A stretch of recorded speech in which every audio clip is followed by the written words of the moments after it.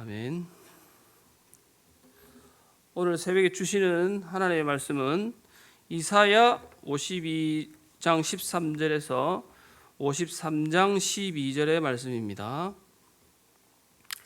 이사야 52장 13절에서 53장 12절까지의 말씀입니다. 함께 읽으시겠습니다.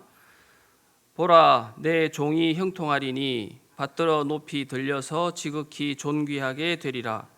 전에는 그의 모양이 타인보다 상하였고 그의 모습이 사람들보다 상하였으므로 많은 사람이 그에 대하여 놀랐거니와 그가 나라들을 놀라게 할 것이며 왕들은 그로 말미암아 그들의 입을 봉하리니 이는 그들이 아직 그들에게 전파되지 아니한 것을 볼 것이요 아직 듣지 못한 것을 깨달음이라. 우리가 전한 것을 누가 믿었느냐? 여호와의 팔이 누구에게 나타났느냐? 그는 주 앞에서 자라나기를 연한 순 같고 마른 땅에서 나온 뿌리 같아서 고운 모양도 없고 풍채도 없은즉 우리가 보기에 흠모할 만한 아름다운 것이 없도다. 그는 멸시를 받아 사람들에게 버림받았으며 간고를 많이 겪었으며 질고를 아는 자라. 마치 사람들이 그에게서 얼굴을 가리는 것 같이 멸시를 당하였고 우리도 그를 귀히 여기지 아니하였도다. 그는 실로 우리의 질고를 지고 우리의 슬픔을 당하였거늘 우리는 생각하기를 그는 징벌을 받아 하나님께 맞으며 고난을 당한다 하였노라. 그가 찔림은 우리의 허물 때문이요 그가 상함은 우리의 죄악 때문이라. 그가 징계를 받음으로 우리는 평화를 누리고 그가 채찍에 맞음으로 우리는 나음을 받았도다. 우리는 다 양 같아서 그릇 행하여 각기 제 길로 갔거늘 여호와께서는 우리 모두의 죄악을 그에게 담당시키셨도다. 그가 곤욕을 당하여 괴로울 때에도 그의 입을 열지 아니하였으며 마치 도수장으로 끌려가는 어린 양과 털 깎는 자 앞에서 잠잠한 양같이 그의 입을 열지 아니하였도다. 그는 곤욕과 신문을 당하고 끌려갔으나 그 세대 중에 누가 생각하기를 그가 살아있는 자들의 땅에서 끊어짐은 마땅히 형벌받을 내 백성의 허물 때문이라 하였으리요. 그는 강포를 행하지 아니하였고 그의 입에 거짓이 없었으나 그의 무덤이 악인들과 함께 있었으며 그가 죽은 후에 부자와 함께 있었도다. 여호와께서 그에게 상함을 받게 하시기를 원하사 질고를 당하게 하셨은즉 그의 영혼을 속건제물로 드리기에 이르면 그가 씨를 보게 되며 그의 날은 길 것이요 또 그의 손으로 여호와께서 기뻐하시는 뜻을 성취하리로다. 그가 자기 영혼에 수고한 것을 보고 만족하게 여길 것이라. 나의 의로운 종이 자기 지식으로 많은 사람을 의롭게 하며 또 그들의 죄악을 친히 담당하리로다. 그러므로 내가 그에게 존귀한 자와 함께 몫을 받게 하며 강한 자와 함께 탈취한 것을 나누게 하리니 이는 그가 자기 영혼을 버려 사망에 이르게 하며 범죄자 중 하나로 헤아림을 받았음이니라. 그러나 그가 많은 사람의 죄를 담당하며 범죄자를 위하여 기도하였느니라. 아멘. 오늘 이제 이 새벽에 우리가 함께 읽으신 본문 말씀은 하나님의 구원사에게서 메시아에 대한 이사야 선지자의 예언의 말씀이며 많이 듣고 읽었으며 신학적으로 매우 중요하고 어려운 말씀으로 제가 감히 어떤 방법으로도 설명하거나 말씀을 나누기에 너무나 조심스럽고 두렵고 떨림이 있습니다. 오히려 성도님들의 각자의 깊은 묵상으로 은혜가 있으시길 바라며 이 시간에는 서툴지만 약간의 부연 설명과 개인적으로 놓쳤던 부분을 함께 나누고자 합니다. 먼저 오늘 본문은 그 유명한 이사야 40장에서 55장에 나타난 종의 노래 마지막 네 번째 장면으로 메시아의 고난받는 장면이 너무나 생생하게 묘사가 되고 있습니다. 앞서 묵상했던 42장 1절에서 4절 말씀의 첫 번째 노래를 시작으로 49장 1절에서 6절 두 번째 노래, 50장 4절에서 9절 세 번째 말씀에 이어서 오늘 본문이 네 번째 고난받는 종의 모습 속에 하나님의 종 메시아의 자기 겸손과 고난과 부활과 성천으로 승리하심과 대속사역의 완성을 통해서 이스라엘 백성은 물론 자기 백성들에 대한 약속이며 그 종의 길을 따르기를 원하시는 하나님의 명령이라고 볼 수 있습니다. 따라서 구약에서 가장 훌륭하게 복음을 담은 매우 소중한 구절이라고 할 수 있겠습니다. 본문에서 메시아의 사역을 요약하면서 놀랍게도 하나님께서는 영광에 오르신 메시아를 먼저 선포하고 계십니다. 매우 역설적이라고 볼 수 있습니다. 13절에 보시면 보라 내 종이 형통하리니 받들어 높이 들려서 지극히 존귀하게 되리라 라고 기록하고 시작합니다. 우리는 하나님의 아들 예수 그리스도께서 하나님께서 맡기신 어린 양으로서의 속량의 일을 십자가에서 완전하게 이루심으로 하나님께 받들려 높이 올려서 지극히 존귀하게 된 것을 알고 있습니다. 즉 예수 그리스도의 십자가에 죽기까지 순종하심으로 하나님은 죽은 자들 가운데서 그를 일으켜 세우셔서 지극히 높으신 곳에 앉히셨습니다. 지금도 예수님께서는 하나님 보좌 우편에서 영원히 살아계시며 만유를 다스리시며 성령님과 더불어 이 땅에 하나님 나라를 세우시고 복음과 함께 그 나라를 완성시키고 계심을 보라는 것입니다. 근본 하나님의 본체이신 예수님을 이사야가 본 모습으로 묘사하면 2절 말씀에서 예수님의 외모는 연한 순 같고 마른 땅에서 나온 줄기 같았습니다.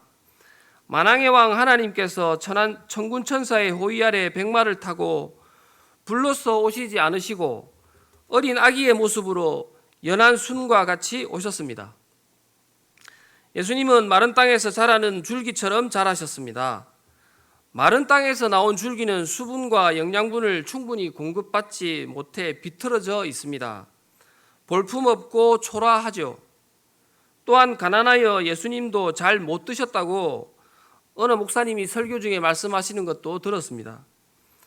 예수님은 고운 모양도 풍채도 없으셨습니다.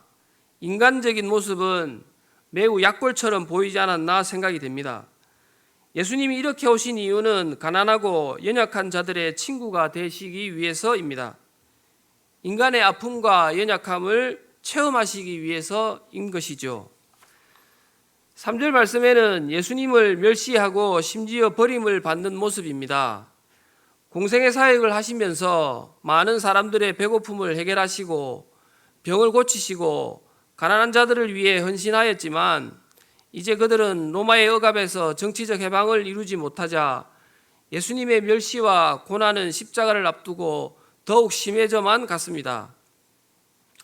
종교 지도자들 모임인 사내들인 집단에서 눈을 가리고 예수님을 희롱하고 때렸으며 공회에서 예수님을 사형 판결하고 예수님을 로마 총독 빌라도에게 넘기신 것은 우리가 잘 듣고 또 이해하고 있습니다. 제자들까지도 가난하게 오신 예수님을 멸시했습니다. 베드로는 맹세하고 저주하였으며 예수님을 부인하였던 사실도 잘 알고 있죠. 사람들은 예수님이 자기 자신의 죄 때문에 고난을 당한다고 생각하고 했습니다. 자기 자신의 죄로 하나님에게 맞으며 고난을 당한다고 생각했던 것입니다. 하지만 이사야 선지자는 종이 고난을 당하는 것은 자신의 죄 때문이 아니라 우리의 죄 때문임을 분명히 말하고 있습니다. 4절에서 6절 말씀에 우리와 우리의 모습과 이유 없이 고난당하는 그의 모습에서 평안과 고통이 역설적으로 깔리는 대조적인 이 말씀 속에서 성도된 저와 우리는 예수님을 찌르는 가시와 주님의 등에 떨어진 잔혹한 채찍에 참을 수 없는 고통 받으시는 메시아의 모습을 바라보면서 우리의 죄성과 하나님의 사랑이 극한 대립을 이루는 이 장면에서 무슨 말보다 먼저 무릎을 꿇어야 할 것 같습니다.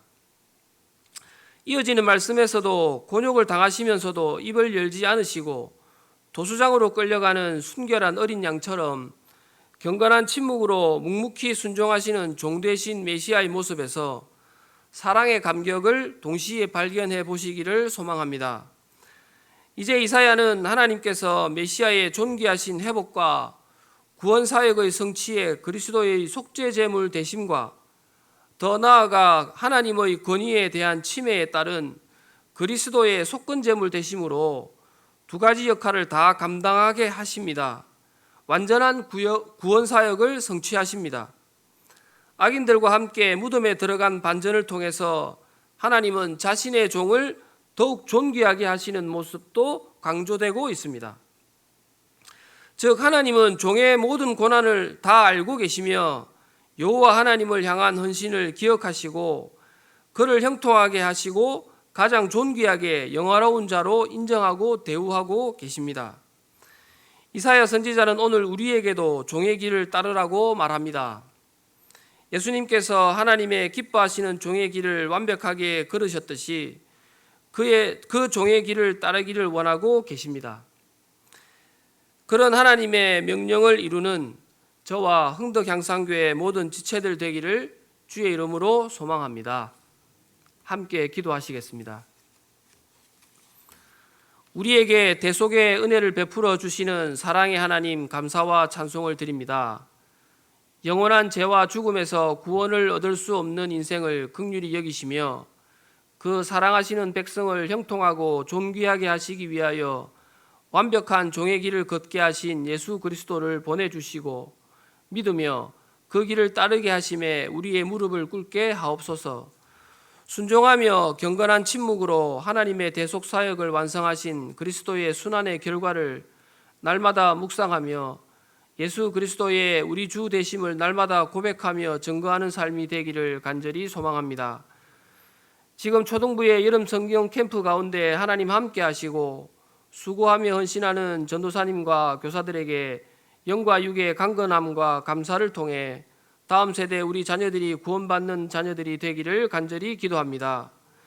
내일도 거룩한 주일 이곳에서 예배하는 흥덕향상교회 모든 성도들을 축복하시고 예배의 자리를 사모하며 준비된 예배로 거룩한 예배를 드릴 수 있게 도와주옵소서. 시간마다 말씀을 전하는 목사님과 교육자들에게 성령께서 함께 하시기를 기도하며 준비된 말씀을 통해 온 교회와 성도들과 다음 세대의 자녀들이 풍성한 은혜를 경험하게 하시고 영과 육이 강건함으로 붙들어 주옵소서. 영혼이 잘됨같이 범사가 형통한 축복이 우리의 작은 신음에도 응답하시는 하나님의 임재하심이 이 새벽도 주의 이름을 간절히 부르짖는 성도들의 기도에 응답하시기를 바라며 살아계신 예수님의 이름으로 간절히 기도드립니다. 아멘.